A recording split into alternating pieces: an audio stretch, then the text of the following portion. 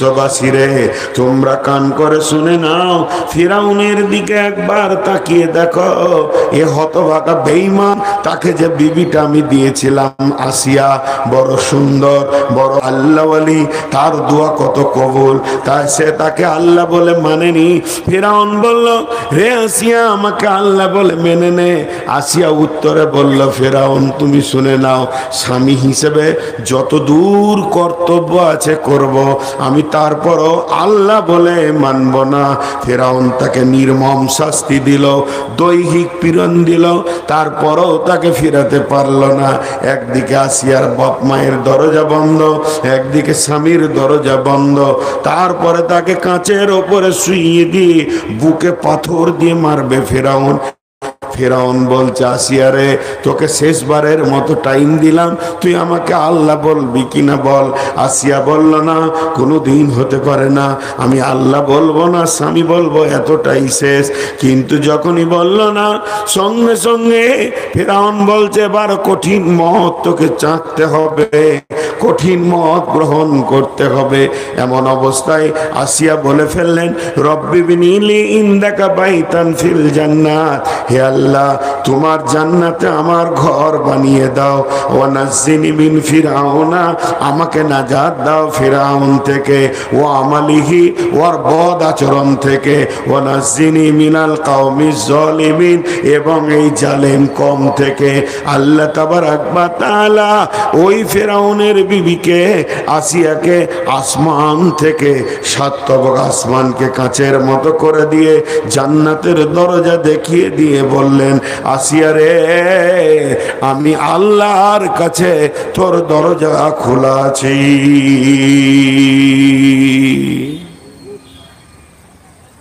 আমি কিন্তু সিরিয়াল দিয়ে কথা বলছি, আমার কষ্ট হচ্ছে, হোক, কিন্তু আমি আনন্দিত যে 6 দিন পর আজকে আপনাদের সামনে মুখ খুলছি।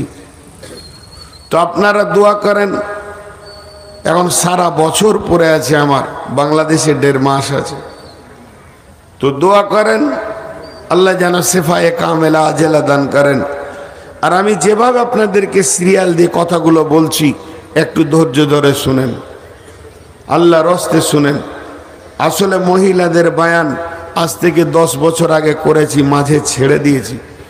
ইচ্ছা করে করি না, ইচ্ছা করে, মনটা চাই না, মনটা চাই না।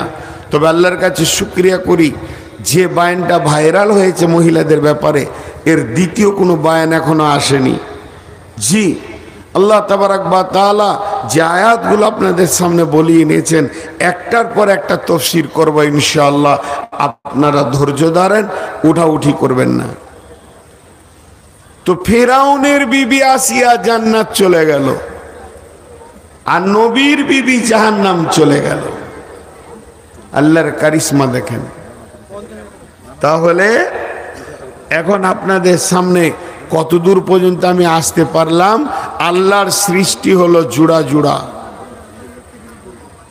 ভালো পুরুষের 8টা গুণ, ভালো মেয়ের 8টা গুণ। দুজনাই যদি দাম্পত্য জীবনে ভালো হয়, তারা চির ইতিহাস পৃথিবীতে রেখে যাবে। আর দুজনার মধ্যে যদি একটা খারাপ হয়, তাদের দাম্পত্য জীবন টিকবে না, অশান্তিতে কাটবে। আর 2টা খারাপ হলে তাদের ইতিহাস রাখার দরকার নাই।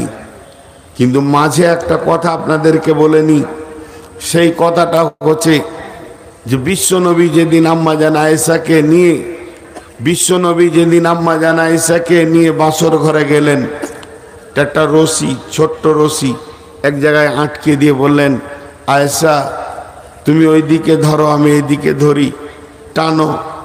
টানছে, দড়ি কোনো দিকে যায় না, না ডানে যায় না বামে যায়। নবীজি বলেন, আয়েশা ওই দিকটা ছেড়ে দিয়ে তুমি এই দিকে এসো। যখন একদিকে টানতে লাগলো, দড়িটা গুটিয়ে গেল। কি কৌশল ছিল রসুলের, কি গবেষণামূলক তিনি চিন্তা দিতেন মানুষকে।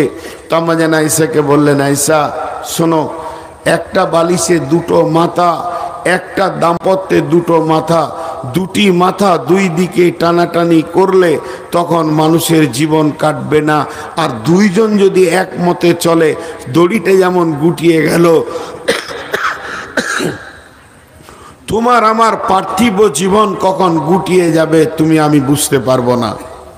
অতএব দাম্পত্য জীবন একটা ভাইটাল জীবন, আর এই জীবনটার মতো জীবনে যতটা সময় আপনার আমার পার হচ্ছে, দাম্পত্য জীবনের যদি সঙ্গিনী খারাপ হয় তার মতো দুঃখের জীবন আর নাই।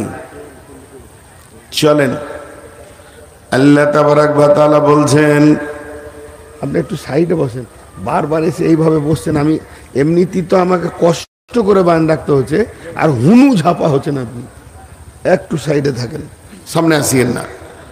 আল্লাহ তাবারাক ওয়া তাআলা বলছেন, আর রিজালু কাওয়ামুনা আলান নিসাই বিমা ফাদ্দালাল্লাহু বা'দাহুম আলা বা'দিন ওয়া বিমা আনফাকু মিন আমওয়ালিহিম ফাসসালিহাতুন কানিতাতুন হাফিদাতুন লিল গায়বি বিমা হাফিদাল্লাহ ওয়াল্লাতী তাকাফুনা নুসুজাহুন্না ফাইজুহুন্না ওয়াহজুরুহুন্না ফিল মাজাজি'i ওয়াজরিবুহুন্না ফাইন আতানাকুম ফালা তাবগু আলাইহিন্না সাবিলা ইন্নাল্লাহা কানা আলিয়ান কাবীরা।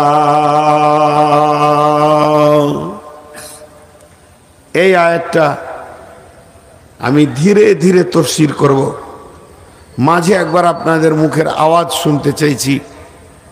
ভাইয়া, যে কটি লোক বসে আছেন আপনাদের বিরক্ত লাগছে নাকি? একবার বলেন।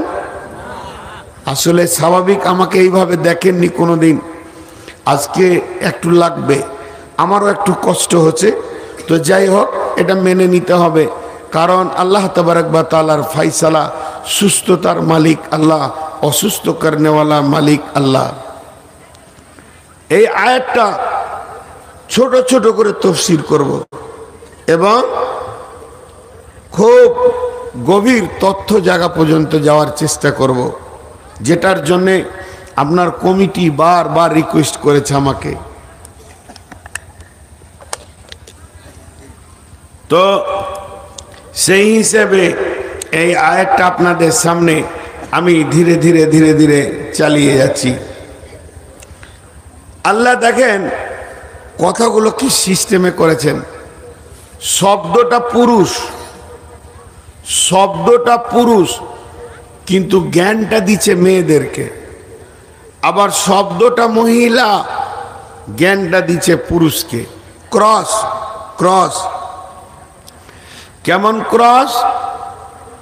যেমন একটা উদাহরণ দিই, দুইজন লোক এখানে দাঁড়িয়ে দাঁড়িয়ে গল্প করছে, গল্প করছে, আপনি পেরিয়ে গেলেন, আপনার কানে একটা শব্দ পড়লো, কেউ বলল যে আমার শালিটা ভালো মাইন্ডের মেয়ে নয়, তো শালিটা মেয়ে ভালো নয়, তাহলে কথা কার চলছে? মহিলার কথা চলছে, যদিও গল্প করছে পুরুষে। কারণ শালি এই আত্মীয়তা মেয়েদের কোনোদিন হয় না, পুরুষের শালি হয়। মেয়েদের দেওয়ার হয়, পুরুষের হয় না, যদিও আত্মীয়টা পুরুষ কিন্তু সম্পর্ক হচ্ছে মহিলার সঙ্গে। তো ঠিক ওই রকম ধরনের আল্লাহ তাবারক ওয়া তাআলা বলছেন, শব্দ বের করছেন পুরুষ কিন্তু ওসিয়ত করছেন মেয়েদেরকে। তো প্রথমে আল্লাহ মেয়েদেরকে বলছেন, বিধায় মা বোনদেরকে আমি বলবো আপনারা একটু কান করেন। কি বলছেন? বিসমিল্লাহির রহমানির রহিম, আর রিজালু কাওয়ামুনা আলান নিসাই। আরেকবার বলছি, হে আমার মা, ওরে আমার বোন, ওরে আমার বেটি, একটু ধৈর্য ধরে শুনেন আল্লাহ কি বলছেন। আর রিজালু কাওয়ামুনা আলান নিসাই, পৃথিবীর বুকে যত পুরুষ আছে আল্লাহ তাবারক ওয়া তাআলা পুরুষকে বানিয়েছেন। পুরুষ হলো নেতা, এই স্বাধীন জিন্দেগিতে থাকবে। আল্লাহ তাবারক ওয়া তাআলা মহিলাদেরকে বলছেন, হে মহিলার দল, পৃথিবীর পুরুষেরা তোমাদের ওপরে নেতৃত্ব দেবে, তোমাদের ওপরে কর্তৃত্ব করবে এবং তোমরা সেই পুরুষের অধীনস্থে নিজের জীবনটাকে কাটাবে। নারী কোনোদিন নেত্রী হতে পারে না, নারী কোনোদিন নেতৃত্বের গদিতে বসতে পারে না। আল্লাহ তাবারক ওয়া তাআলা নারী নেতৃত্ব দেননি, পুরুষকে নেতা বানিয়েছেন।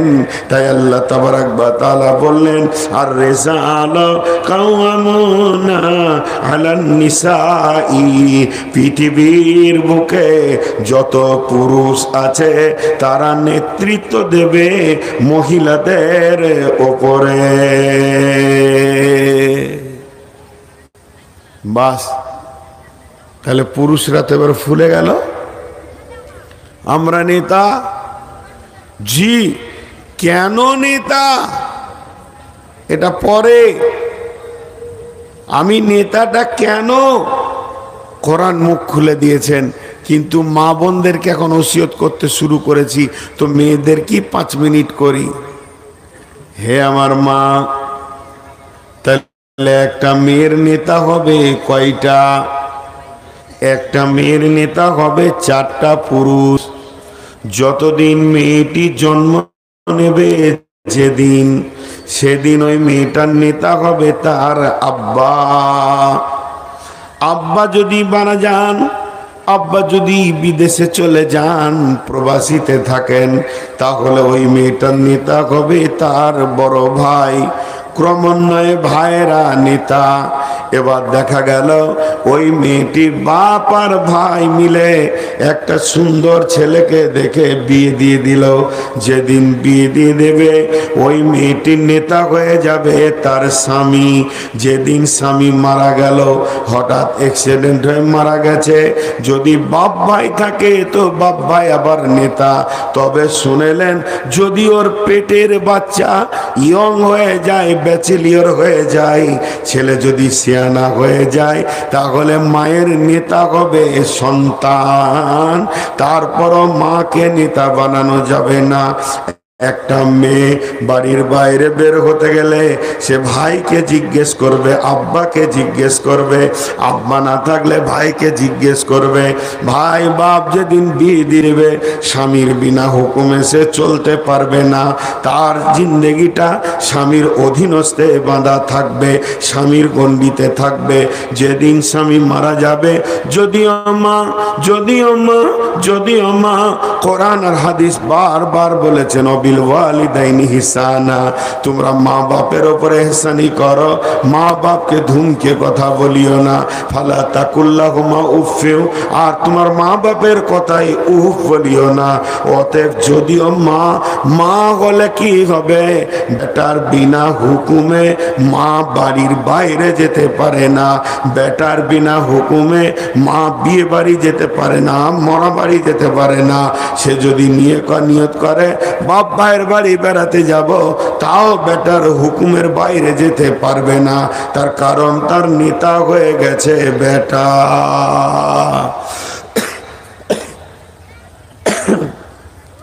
তার নেতা হয়ে গেছে বেটা। বেটার হুকুমের বাইরে তার যাওয়ার কোনো ক্ষমতা নাই, যাওয়ার ক্ষমতা নাই। এবার নারীটাকে 1 মিনিটের জন্য গাড়ি মনে করেলেন, গাড়ি। আর এই গাড়িতে একটা কাগজ থাকে, সেই কাগজটার নাম হলো ব্লু বুক। ব্লু বুকটা কি? ওই গাড়ির চ্যাচিস, ইঞ্জিন, গাড়ি কবে বের হলো, গাড়ি কবে রিলিজ হলো, গাড়ির নাম, নাম্বার এবং যে কিনেছে তার সঙ্গে সেই ঠিকানা লেখা থাকে। যখন কোনো গাড়ি রোডে অ্যাক্সিডেন্ট করবে, ওই গাড়িটা কোর্টে টেনে নিয়ে চলে যাবে, থানাতে টেনে নিয়ে চলে যাবে, ওই গাড়ির বিচার হবে। কিন্তু গাড়িকে নিয়ে কোনো বিচার হয় না, গাড়ির মালিককে ঠিকানা ধরে বের করে তারপরে বিচার শুরু হবে। গাড়ির একা বিচার হয় না, কিন্তু গাড়ির মালিক যদি কাউকে থাপ্পড় মেরে থাকে তার জন্য তাকে একা নিয়ে বিচার হবে। কিন্তু গাড়ি যদি অ্যাক্সিডেন্ট করে থাকে ওই গাড়ি আর সেই গাড়ির মালিক একসঙ্গে হবে, তারপরে বিচার শুরু হবে। হে আমার বাপ ভাই, আল্লাহর রাস্তে শুনেন, যদি যেদিন কিয়ামত হবে, পুরুষের বিচার যখন শুরু হয়ে যাবে, পুরুষের বিচার আল্লাহ করবেন। কিন্তু যখন কোনো মেয়ের বিচার শুরু হবে, কোনো নারীর বিচার শুরু হবে, তখন ওই মেয়েটার বিচার একা হবে না। ওই মেয়েটার বিচারের সময় আল্লাহ তাবারাক ওয়া তাআলা তার মালিককে ডাকবে। যদি কোনো মেয়ে যুবতী অবস্থায় গুনাহ করে থাকে, তার বাপকে ভাইকে ডেকে তার বিচার হবে। যদি কোনো মেয়ে বিয়ে করার পর গুনাহ করে, তার স্বামীকে কিয়ামতের মাঠে ডেকে বিচার শুরু হবে। যদি কোনো মেয়ে স্বামী মারা গেছে, বেটার জামানায় গুনাহ করে, তারপরও বেটাকে ডেকে মায়ের বিচার হবে। বন্ধু আমার, ওরে আমার মা রে, ওরে আমার বোন রে, যতক্ষণ পর্যন্ত যে জামানায় গুনাহ করবে ওই পুরুষটাকে হাজির না করবে, অতক্ষণ পর্যন্ত তার বিচার শুরু হবে না। কঠিন কিয়ামতের দিনে মায়ের বিচারকে দেখতে হবে দাঁড়িয়ে বেটাকে, আর বোনের বিচার দেখতে হবে ভাইকে, স্ত্রীর বিচার দেখতে হবে স্বামীকে, মেয়ের বিচার দেখতে হবে বাপকে। এর জন্য একজন মুফাসসির লিখেছেন, যখন কোনো মেয়েকে জাহান্নামে ফেলা হবে, তার গলাতে 4টা পুরুষকে বেঁধে দেয়া হবে। একটা পুরুষ হলো বাপ, 2টা পুরুষ হলো ভাই, 3 নম্বর হলো স্বামী, এবং 4 নম্বর হলো তার ছেলে। আবার যদি কোনো পুরুষ জাহান্নামে যায়, এমনও হতে পারে যে তার গলায় 4খানা নারীকে বেঁধে দেয়া হবে। সে নিজে নামাজ পড়েছে, রোজা রেখেছে, বড় বড় ইবাদত করেছে, তেলাওয়াত করেছে, তাসবিহ করেছে, কিন্তু বন্ধুরে সে বাপ, সে নিজের স্ত্রীকে কন্ট্রোল করেনি, মেয়েকে করেনি, সে তার বেটিকে করেনি সে স্ত্রীকে করেনি, মাকে করেনি, বোনকে। এর জন্যে এই মেয়েগুলি তার ঘাড়ে দিয়ে তাকে জাহান্নামে ফেলা হবে। ভাইয়া, এর জন্য নেতা, এর জন্য পুরুষ নেতা। তো পুরুষ তুমি নেতা কেন? জি, পুরুষ তুমি নেতা কেন একটা প্রশ্ন রেখেছিলাম, এখন তার উত্তরটা দিতে চলেছি। কিন্তু আল্লাহ এক জায়গায় অন্ধতাকে দূর করেছে, আলো করে দিয়েছে। যদি কোনো পুরুষ মনে করে যে আমি নেতা এই জন্যই, আমি কত বড় পুরুষ, আমি কত দামি পুরুষ, আমার ক্ষমতা কত। যেদিন মেয়েটাকে বিয়ে করে নিয়ে এসেছিলাম, সেদিন ওর কোলে একটাও বাচ্চা ছিল না, একদম ইয়ং ব্যাচেলিয়ার যুবতী মেয়েকে এনেছি। আজকে তাকে 4টা 5টা ছেলের মা বানিয়ে দিতে পেরেছি। তো আমার মতো পুরুষ আবার কে আছে? এটা যদি কারো ধারণা হয়, তো আমি তাকে একটা কথা শর্টে বলবো, বিস্তারিত বলবো না, হালকা করে বলবো। আপনি যত বড়ই পুরুষ হন, 1-1.5 বছর লাগবে একটা বাচ্চার মা বানাতে, কি 2টো হবে যদি জমজ হয়। তাহলে আমার আপনার থেকে বেশি দামি পুরুষ হলো শূকর। ও এক সিজনে 1.5 ডজন বাচ্চার মা বানায়, 18টা বাচ্চা হয়। তাহলে ও বেশি দামি পুরুষ হয়ে গেল, ও বেশি আল্লাহর কাছে আল্লাহর ওলি হয়ে গেল। বাচ্চা বানানোটা পুরুষের পরিচয় নয়, এটা আল্লাহ ক্লিয়ার করে দিয়েছেন। কি বলে? বিমা ফাদ্দালাল্লাহু বা'দাহুম আলা বাযিন। হে বিশ্ববাসী রে, তুমি যেমন তোমার বিবিকে আনন্দ দাও, তোমার বিবিও তোমাকে আনন্দ দেয়।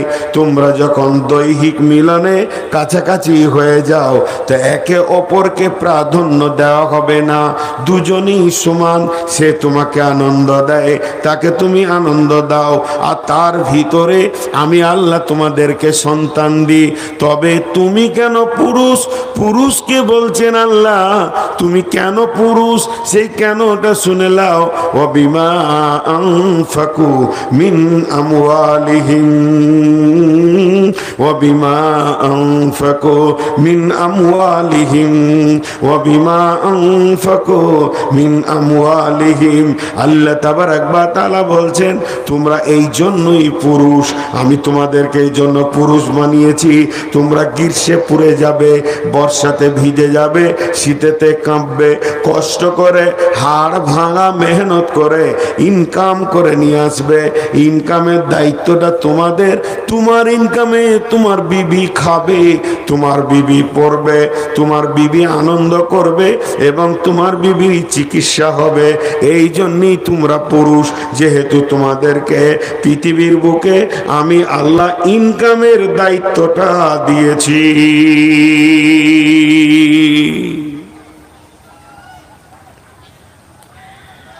আমাকে একজন উচ্চ শিক্ষিত মানুষ, বাংলা উচ্চ শিক্ষিত মানুষ, একটা প্রশ্ন করেছিলেন যে, রে বাবা, কোরআনে কোথাও আছে যে বিয়েতে পণ নেওয়া যাবে না, যৌতুক নেওয়া যাবে না, মেয়ের বাপ মায়ের কাছ থেকে সরাসরি এরকম কিছু আছে? তা তো খুঁজে পাই না। হাদিসে বলে তাতেও পাই না। তাহলে জি, তাহলে রাস্তাটা বলি। 2 বিঘা জমি, উদাহরণটা মন দিয়ে শুনেন। আপনারা 2 ভাই, আব্বা গিয়ে বলল, মাঝে একটা দাগ দিয়ে বড়কে বলছে তুই এইটা নিবি, যে চলে এলো। বড়কে বলল তুই এইটা নিবি, দিয়ে চলে এলো। তাহলে যে বাম দিকটা থেকে গেল, ডান দিকে যেটা থেকে গেল, ওইটা যে ছোটর, এটা কোনো বুঝতে অসুবিধা আছে?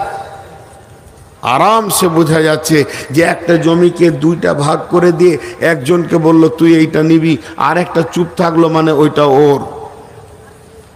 আল্লাহ বলছেন, তোমার ইনকামে তোমার বিবি খাবে, তার কাছে পয়সার আছে, তুমি কি করো? আর নবীজি বলছেন, তুমি মহারানা দিয়ে হারাম মেয়েটাকে হালাল করে নিয়ে এসো। তাহলে আবার পণের কথা কোথা আসবে? টাকা তো তোমাকেই বের করতে হবে। কিন্তু ঘটনা উল্টো। ঘটনা উল্টো মানে টাকাও নিব, বিবিও নিব, টাকাও নিব, বিবিও নিব, ভালো বউ চাই, ভালো টাকাও চাই। আল্লাহ তাবারাক ওয়া তাআলা তো এটা কোরআনে বলেননি। কোরআনে বলেছেন, বিমা আনফাকু মিন আমওয়ালিহিম, গোলাম তুমি তোমার বউকে নিয়ে এসো, শ্বশুর বাড়িতে তুমি চলে যাও, তারপরে তাকে মহারানা দেবে। নবীজি বলছেন, মহারানা দেওয়ার পর ওই মেয়েটা তোমার জন্য হারাম ছিল, তার গায়ে তুমি হাত দিতে পারবে না, তাকে তুমি কথা বলতে পারবে না। কিন্তু যখনই তুমি মহারানাটা দিয়ে দিলে, মেয়েটা তোমার জন্য হালাল হয়ে গেল। ওই মেয়েটাকে এবার তুমি বাড়িতে নিয়ে আসবে, এটা তোমার হালাল মেয়ে। এই মেয়েটাকে আনবে তুমি মহারানা দিয়ে। আর আমার আল্লাহ বলছেন, ওই মেয়েটা যে তোমার বাড়িতে আসছে, তার চিকিৎসা, তার খাওয়া এবং তার পোশাক, সমস্ত খরচার দায়িত্ব তোমার উপরে চলে গেল। তুমি এগুলোকে মেনটেন করবে। অতএব গোলাম রে, পণের কথা এখানে আসছে না, পণের কথা আসছে না। একজন আমেরিকান খ্রিস্টানদের লোক দার্শনিক একটা কথা বলেছেন। কথাটা কি বলেছেন? যে বর্তমানে যতগুলো দাম্পত্য জীবন পৃথিবীতে আছে, বর্তমান জামানায় যতগুলো দাম্পত্য জীবন পৃথিবীতে আছে, প্রেমের ওপরে 100-তে 2টো আছে, আর বাকিগুলো কোনো রকম চলছে। ছেলেটাকে জিজ্ঞেস করেন, বলবেন ছাড়েন আর কি করব, ছেলে পিলে হয়ে গেছে, আবার যদি তেরে দিই তো ছেলেগুলো কোথা দাঁড়াবে আর মাকে কোথা পাবে, চলুক, চলছে। মেয়েটাকে জিজ্ঞেস করেন, ওটা মানুষ নাকি, ওর কাছে কি থাকা যায়, কিন্তু কি করব, এই কি করব বলে স্বামী স্ত্রীর জীবন চালানো, এটা জীবন চালানো নয়। প্রেমে চলবে, তুমি আমার আমি তোমার। আল্লাহ তাবারাক ওয়া তাআলা স্বামী স্ত্রীর ব্যাপারে কত সুন্দর ছন্দ দিয়েছেন কোরআনে, হুন্না লিবাসুল লাকুম ওয়া আনতুম লিবাসুল লাহুন্না। কিন্তু সেদিকে কোনো মেল হচ্ছে না। বন্ধু শুনলেন, এর জন্যে প্রত্যেকটা বাড়িতে অশান্তি ঢুকে গেছে, দাম্পত্য জীবনে অশান্তি, শান্তি নাই। যে মেয়েগুলি নতুন বউ হয়ে আসছে, শ্বশুর শাশুড়িকে ভালোবাসছে না, বরং মা বাপকে ভালোবাসছে। 3 নম্বর যে বাচ্চাগুলো হচ্ছে, এই বাচ্চাগুলো চাচাকে ফুপুকে চিনছে না, বরং খালাকে মামাকে চিনছে। সমস্ত জিনিস যেন পাল্টে গেছে। কোন স্ত্রীর কাছে স্বামী শান্তির বার্তা নিয়ে জিন্দেগি কাটাতে পারছে না। তার কারণটা কি? তার কারণটা হলো পণ। আজ থেকে 15-20 বছর আগে মুর্শিদাবাদ জেলাতে পণ ছিল না। 20 বছর আগে ছিল না, বর্ধমানে ছিল। আমরা জন্ম থেকে দেখে আসছি, কিন্তু এখন সব হয়ে গেছে। জি, এবার এই জায়গাটা একটু আপনারা ধৈর্য ধরবেন। পণ এমন একটা জিনিস, আমি ডাক্তারখানা গেলাম, ডাক্তারকে গিয়ে বলছি, স্যার ঘন ঘন পেশাব হচ্ছে, 1 নম্বর। 2 নম্বর, স্যার মাথা চক্কর দিছে। 3 নম্বর, ঘুম হয় না। 4 নম্বর, এনার্জি লস হয়ে গেছে, মনে শান্তি পাই না। 1 নম্বর মনে শান্তি পাই না, 2 নম্বরে ঘুম হয় না, 3 নম্বরে ঘন ঘন পেশাব, 4 নম্বরে আপনার কিনা ঘুম, এনার্জি লস। এই 4টা রোগের কথা যখন আমি বললাম, তো ডাক্তার আমাকে উত্তরে বলছে, তোমার ডায়াবেটিস হয়েছে, মানে সুগার হয়েছে। সুগার এমন একটা রোগ, সুগার এমন একটা ব্যাধি যে দেহের ভিতরে ঢুকবে ও একা, নাম হচ্ছে সুগার। 4টা কাজ চালাবে, ঘন ঘন পেশাব হবে, ঘুম হবে না, খেতে ভালো লাগবে না, এনার্জি লস হয়ে যাবে। এবার 4খানা জিনিস একাই চালাচ্ছে, এমন একটা জিনিস ঢুকেছে। তেমনি বন্ধুরে, প্রত্যেকটা ফ্যামিলিতে শান্তি নাই, মা বাপকে ভালোবাসছে না ছেলেরা। 3 নম্বরে ছোট ছোট বাচ্চাগুলো নানাকে যত চিনছে, খালাকে মামাকে চিনছে, তত চাচাকে ফুপুকে চিনছে না। আর প্রত্যেকটা স্বামী তার স্ত্রীর কাছ থেকে প্রেম পাচ্ছে না। তাহলে এই 4-5টা কেস, এক একটা ঘরের ভিতরে, এক একটা ঘর নামে বডিতে 4টা রোগ। 1 নম্বরের রোগ হচ্ছে স্ত্রীর কাছ থেকে স্বামী প্রেম পাচ্ছে না। 2 নম্বর রোগ হচ্ছে বৌমায়ের কাছ থেকে শ্বশুর শাশুড়ি শান্তি পাচ্ছে না। 3 নম্বর রোগ হচ্ছে ছেলের কাছ থেকে বাপ মা ভালো ব্যবহার পাচ্ছে না। 4 নম্বরে ছোট ছোট ছেলেগুলো সব নানা মামা আর খালাকে চিনছে, চাচাকে ফুপিকে চিনছে না। তাহলে এক একটা ফ্যামিলিতে এই যে 4টা রোগ ঢুকেছে, তার কারণ কি? বড় বড় দার্শনিকরা বলছেন তার কারণ হলো বিয়েতে পণ। এই পণটা এমন একটা সুগারের মতো রোগ, যে ফ্যামিলিতে পণ ঢুকে গেছে, সেই ফ্যামিলিতে 4টা অশান্তি ঢুকে গেছে। এখানে 500 লোক বসে আছেন, যে শরীরে আপনার কিনা সুগার ঢুকে যাবে, ওই শরীরে 4খানা অশান্তি ঢুকে যাবে। আর যে শরীরে সুগার নাই, সেই শরীরে কোনো অশান্তি নাই। তেমনি পণ এমন একটা জিনিস, যে শরীরে পণ ঢুকে যাবে, ওই শরীরটা এমন, যে ঘরে পণ ঢুকে যাবে, যে দাম্পত্য জীবনে মানে কোন ঢুকে যাবে, ওই সংসারটা ওই রকমই চারখানা কষ্ট পাবি।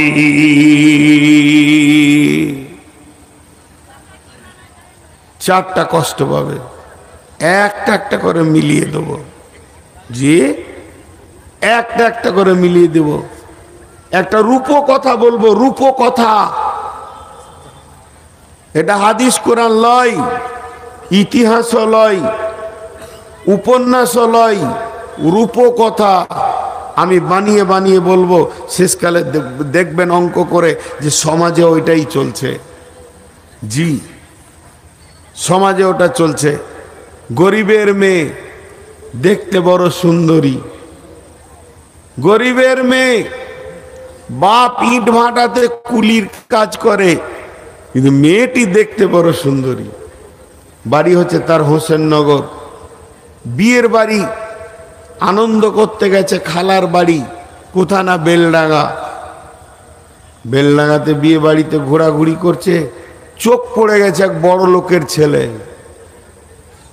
কলেজের প্রিন্সিপালের ছেলের চোখ পড়ে গেছে। জি, তো ওটা মেয়েটা কার রে? বলে হোসেননগরের। বাস, ওর ঝোঁক লেগে গেছে, ওকে বিয়ে করতেই হবে। এত ভালো মেয়ে কি ছাড়া যায়?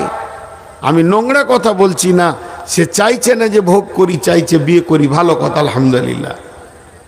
প্রস্তাব পাঠিয়ে দিল, ইয়ার বাপ তো হার্ট ফেল করছে। ওরে সুবহানাল্লাহ, কলেজের প্রিন্সিপালের ছেলে, বাপের একটা বেটা, কয়েক কোটি টাকার মালিক, আর আমি সকালবেলায় যাই ঝুড়ি কোদাল নিয়ে, সন্ধ্যার সময় যে টাকা টেনে ঢুকি, চাল আর ডালটা হয়, তার কিছু হয় না। আমার মেয়ে কিন্তু ছেলের ঝোঁক পড়ে গেছে, কিছু লাগবে না, বিয়েটা দেন, কিছু লাগবে না, হালকা একটা গাড়ি দেবেন আর 10-15 লাখ টাকা দেবেন, বাস। বাপ বসলো বেটাদেরকে নিয়ে, দুটা বেটা আছে, একটা বেটি।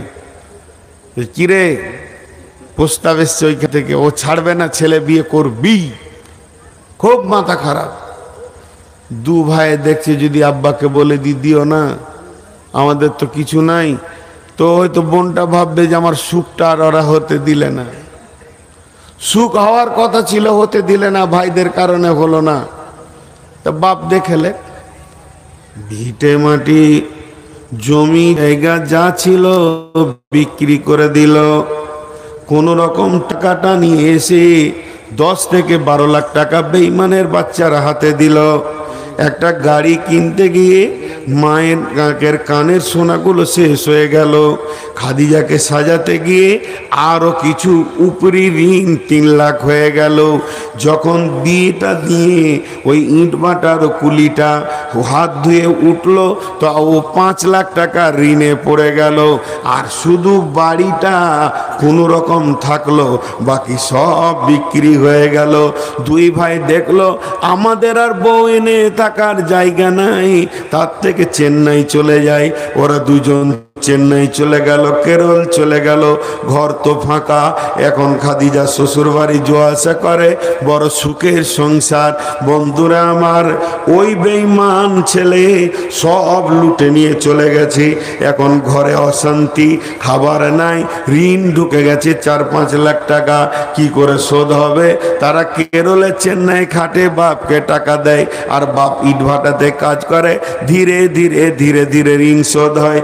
এই করতে করতে রোজা চলে আসলো। এমন রোজা চলছে, 1 কেজি মাংস কেনার ক্ষমতা খাদিজার আব্বার নাই, কারণ সে মেয়ের বিয়ে দিতে গিয়ে ভিখারি হয়ে গেছে। এখন সে করলো কি, ঈদ চলে আসলো, নতুন জামা ছোট ভাইটাকে একটা কিনে দেবে, তাও হচ্ছে না। জামাইকে ঈদে এনেছে, সেখানেও 20,000 টাকা দিতে গিয়ে আবার নতুন করে ভাটা মালিকের কাছে ঋণ করেছে। কিন্তু ঘরের ভিতরে খাদিজা ছোট ভাইটাকে জিজ্ঞেস করছে, ভাই রে কালকে কি দিয়ে ভাত খেয়েছিলি? ডাল ভাত, আলু ভাত, শাক ভাত, ডাল ভাত, আলু ভাত। বলে মাছ মাংস। সুন্দর করে টেনে দিয়ে বলছে, বুবুরে সে তোমার বিয়েতে মাংস খেয়েছি, আর মাংস বলে কিছুই জানি না। খাদিজা বাথরুমের ভিতরে টস টস করে কাঁদতে শুরু করলো। আমি এমন একজন হতভাগী, আমি এমন একজন কলঙ্কিনী, আমার বিয়ে হতে গিয়ে, আমাকে বিদায় নিতে গিয়ে ওই ডাকাতের বাচ্চা, বেঈমানের বাচ্চাকে বুঝাতে গিয়ে আমার মা বাপ ভিখারি হয়ে গেছে। আমার মায়ের এখন বয়স 40 হয় নাই, দেখে মনে হচ্ছে বিধবা মহিলা, সোনা দানা কিছুই নাই।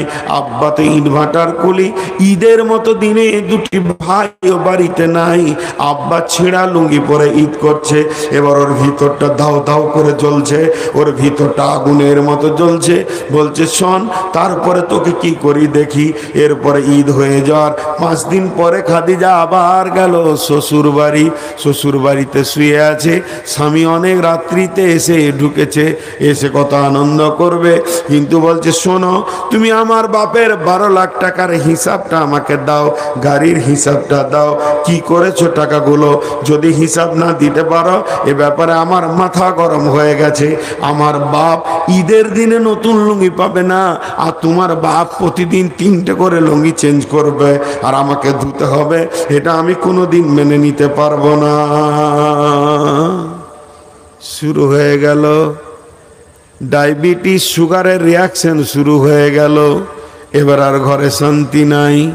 ছেলে তো সারা রাত আর ঘুমাই না, জেলখানা দেখতে পেয়েছে, খালি বহরমপুরের জেলখানার গেট, আমাকে ঢুকাচ্ছে, বের করছে।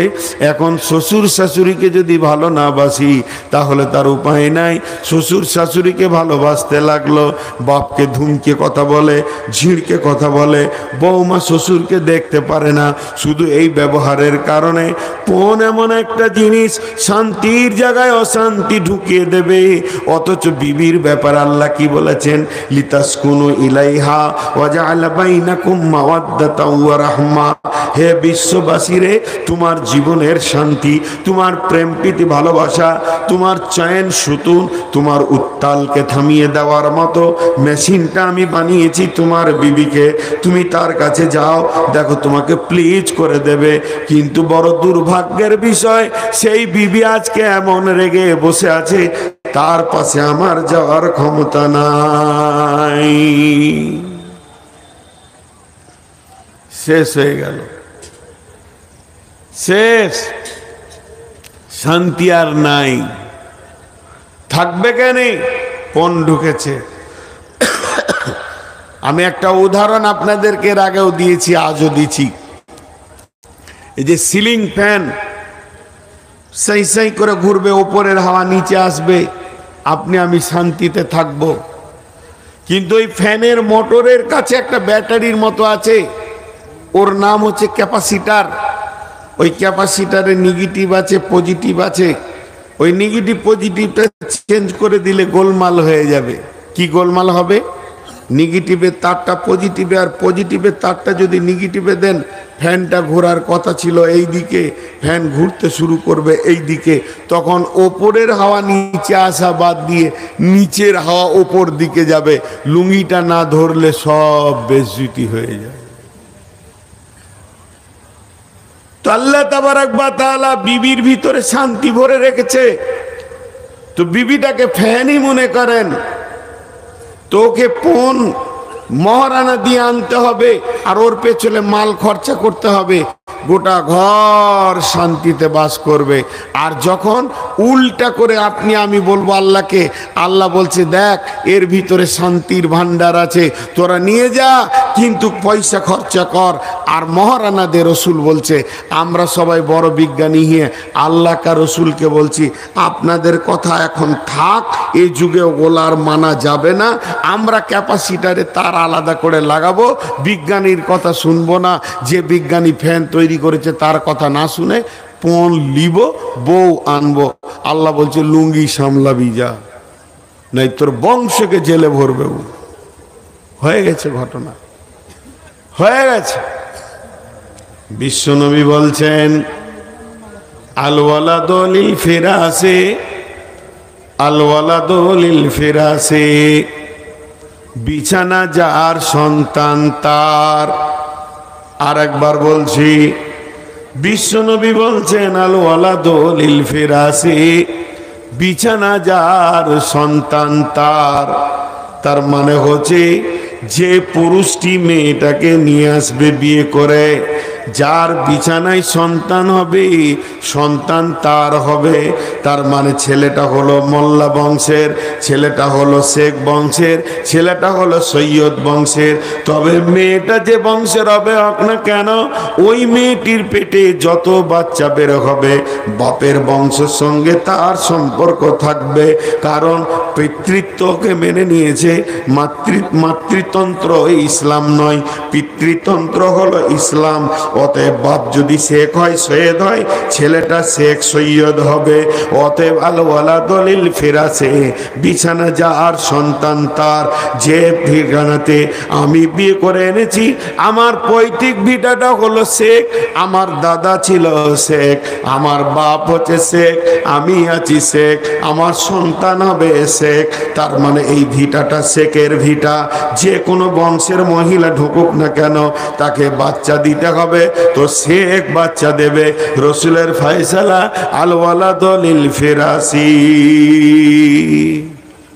কিন্তু বন্ধু একবার খালি চিন্তা করি, কিন্তু বন্ধু একবার খালি চিন্তা করি, আপনাদের বিবেকের চেতনার অ্যালবামে শুধু একটা চিন্তা পাঠিয়ে দিই।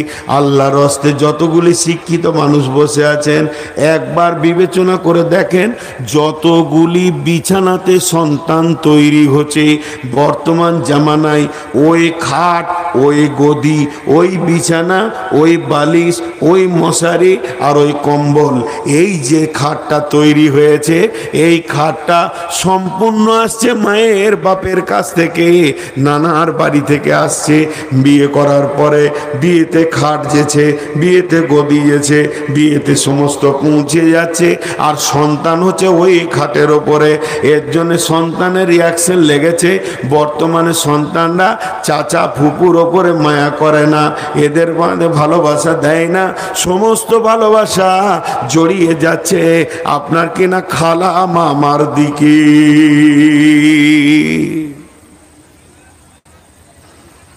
আল্লাহ তাবারক ওয়া তাআলা কত সুন্দর কথা বললেন। আয়াতটা কত দূর গেলাম, আর একবার রুটিনি। আল্লাহ তাবারক ওয়া তাআলা বলছেন আর রিজালু কাওয়ামুনা আলান নিসা, হে মহিলার দল, তোমাদের উপরে নেতৃত্ব দেবে পুরুষেরা, তোমরা পুরুষের অধীনস্থে জীবন কাটাবে। তারপরে আল্লাহ বলছেন যে আর রিজালু কাওয়ামুনা আলান নিসা বিমা ফাদ্দালাল্লাহু বা'দাহুম আলা বাযিন, একে অপরে তোমরা আনন্দ দিয়ে সন্তান নিয়ে আসো পৃথিবীতে, এর জন্য কেউ কারো উপরে প্রাধান্য পাবে না। ও বিমা আনফাকু মিন আমওয়ালিহিম, হে পুরুষের দল, তোমরা ইনকাম করে মহিলাদের পেছনে খরচা করবে।